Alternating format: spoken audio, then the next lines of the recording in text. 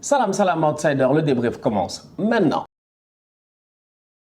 Le Real de Carlo Ancelotti l'emporte 6-0 face à Levante. Ces Madrilènes-là, on va être honnête, ils n'ont plus rien à jouer. Il n'y a plus rien qui les intéresse sauf un seul match. Et ce match-là, c'est face à Liverpool. Et ce match face à Liverpool, c'est dans 2 semaines. Et pendant les 2 prochaines semaines, à chaque fois que le Real aura l'occasion de jouer au football, il va falloir que les gars essaient de créer le maximum d'automatisme. Et c'est ce qu'ils ont fait aujourd'hui face à Levante. Ils ont failli tuer Levante. Ils n'ont pas respecté Levante. Franchement, en toute honnêteté, le Real a carrément, je dis bien, envoyé Levante en Segunda B. Ils ne les ont pas respectés, ils les ont mis en 2e division. Franchement, ils les ont mis en 2e division. C'est-à-dire que le Real, top performance aujourd'hui de la part de tout l'effectif. Et je vais commencer par mon boy. Franchement, mon boy, le coup de cœur de la saison, le top player de la saison, j'ai envie de parler de Vinicius. Aujourd'hui, il a claqué un triplé. Il aurait pu même mettre un quadruplé. Aujourd'hui, c'était, je dis bien, Vinicius De Bruyne. Il a été extraordinaire, il a été sensationnel dans tout ce qu'il a fait. Il m'a mis des frappes pied gauche. Vinicius, à chaque fois que je le regarde jouer, je me rends compte que le boy, petit à petit, il est en train de s'améliorer. Il travaille beaucoup, je dis bien, sur sa dextérité avec les 2 pieds. Vinicius, son mouvement, vous-même, vous savez que là aussi, il y a eu de l'amélioration. Son entente avec Karim Benzema, elle est sensationnelle. Même ses centres et ses passes décisives, aujourd'hui, franchement, elles sont excellentes. Vinicius est passé à un autre niveau. Ça, c'est une chose qu'on doit tous accepter. Vinicius, aujourd'hui, c'est un joueur calibre Real Madrid. Quand il est arrivé dans ce club-là, j'ai douté. Je l'ai traité ici de tous les noms. Vinicius, je l'ai traité de tocard, mais j'ai toujours dit qu'il aime bien, châtie bien. Et j'ai toujours senti en ce petit-là quelque chose d'important, c'est la volonté. Et la volonté, ça passe de temps en temps à travers la vergogne. C'est un trait de caractère. Tu sens que Vinicius, en tant que tel, il a de la vergogne. Il a envie de performer et de se faire respecter. Aujourd'hui, sur le terrain, il se fait respecter. Qui ose parler de Vinicius? Qui ose dire quelque chose? Tu oses pas parler? Il est fort, il est très très fort, il est très performant, il est en pleine forme. Top performance de la part de Vinicius, bravo à lui. Encore une fois, aujourd'hui, offensivement, il nous a montré que cette saison, c'était la saison de la confirmation. Maintenant, les choses sont lancées. On a un standard par rapport à Vinicius. J'ai hâte de le voir en finale de Ligue des Champions et j'ai hâte de le voir dès la saison prochaine. Parce que ce Vini-là que je vois, attention, il peut être titulaire au Qatar avec le Brésil. Hein?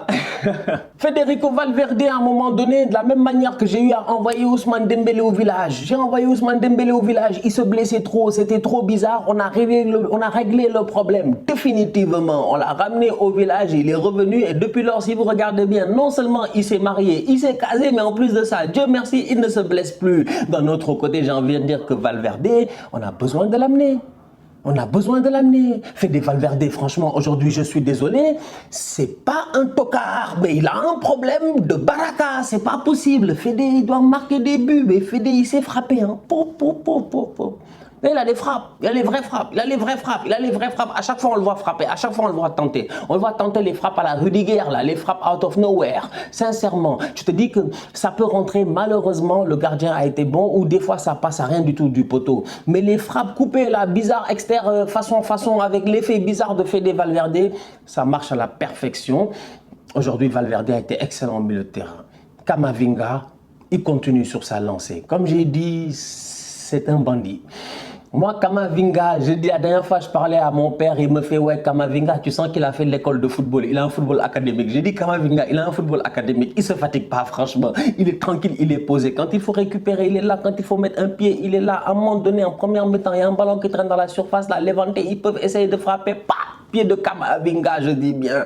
Quand il faut faire des bonnes passes, lecture de jeu, ouverture, tout ça, franchement, Camavinga, il est précis, il est scolaire, c'est un très bon élève, il n'a aucun problème, franchement, il est assidu, il fait ses devoirs, il est respectueux, en toute honnêteté, Camavinga, pour moi, c'est la recrue de l'année. Ah, je dis chacun sa recrue de l'année parce qu'il y a des recrues, tout ça, etc. Mais Camavinga, moi, si on m'avait dit qu'il allait faire ce genre de saison-là cette année, moi, j'avais des doutes, j'avais peur pour le petit. C'est pas tout le monde qui vient comme ça au Real. Vous-même, vous savez, tu arrives au Real, t'es un gamin, tu viens de Rennes, franchement, c'est différent, tu vois. Tu passes des, je sais pas moi, tu passes des crêpes bretonnes au tapas, c'est pas la même chose, tu vois, c'est pas la même constituance. Donc, à un moment donné, je me suis dit, bon, il va falloir que le boy Camavinga, il s'adapte. Il va falloir qu'il apprenne l'espagnol, il va falloir plein de choses. dans un vestiaire où il n'y a que des champions, des gars, ils ont tout gagné, des ballons d'or, ils ont gagné des coupes du monde, ils s'en foutent de toi, Kamavinga, ils te calculent même pas, tout ça, tu es là pour prendre leur place, etc.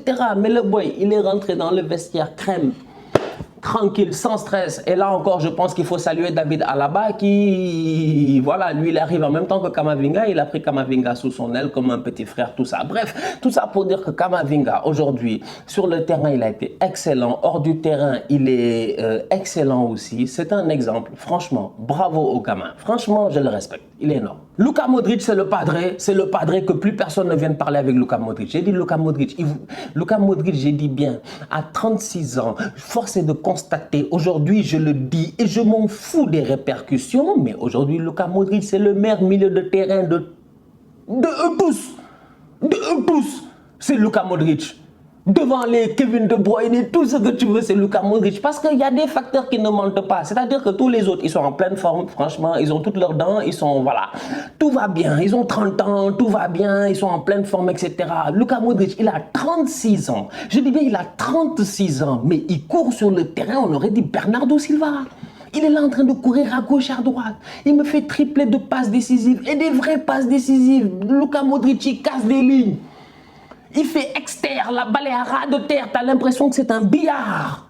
Il est là, pouf, il donne les ballons. Luka Modric, il s'en fout, il n'a pas de problème, c'est un top player. Franchement, il est trop fort. Je dis Modric, je me suis assis aujourd'hui, j'ai beaucoup réfléchi.